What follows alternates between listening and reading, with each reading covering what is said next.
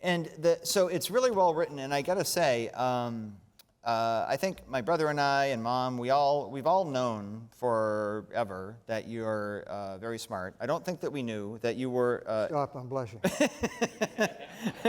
I don't think that we knew you were patient enough to write a book, though. We've seen you lack patience at times. Me? Once in a while, once in a great while. Today.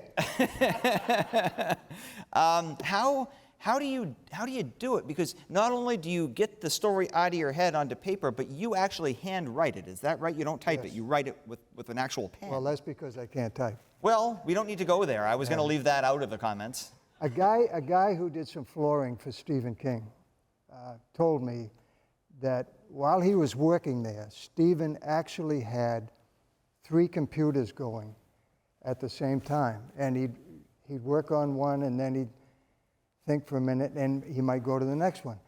And that is just mind-boggling to anybody who's ever done this, that he is such a genius that he can just do that all at the same time. Writing a book is not an easy task, and you're right, it does take patience, and I do handwrite them, and my wife types them for me. And when you write it, you read it yourself at least 8 or 10 times, and you change things, and you add things, and you take things out, and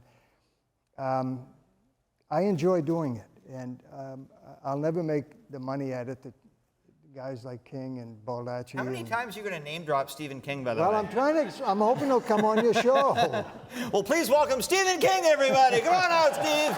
Take a bow. I wish he would. I do too. But I do it because I like doing it.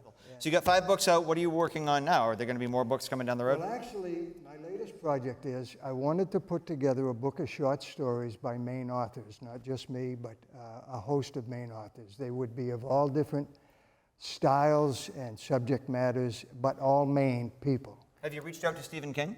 I did. He never got back to me. But, you know, one other thing, a fun fact for everybody.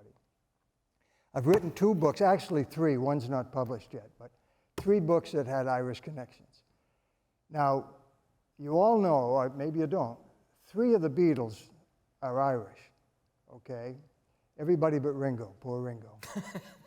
He's always the outcast. Have Irish connections. So one time I read an article where Muhammad Ali did his research on his ancestry, and he came to find out that in his ancestral tree he had an Irishman named Grady from County Clare, Ireland. I just found this out. Ted Williams, Teddy Ballgame, his great-grandparents came from County Cork in Ireland. So letting that sink in, I thought, you know, every great thing in the world has Irish roots. Every great thing. I agree with that. It's tough to argue that, including this book. It's available now. It's an Irishman's story of survival. Get it at the Briar Patch here in Bangor or all over the state and find bookstores and all over the world online.